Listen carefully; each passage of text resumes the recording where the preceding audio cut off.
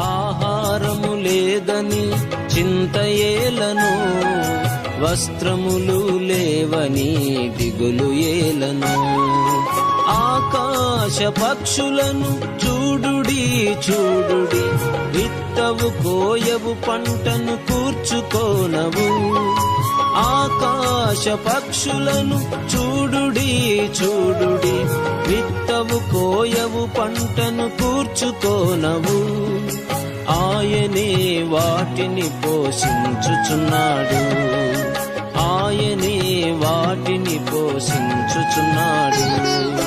భయము లేదుగా, దిగులు లేదుగా, యేసును నమ్మిన వారికి.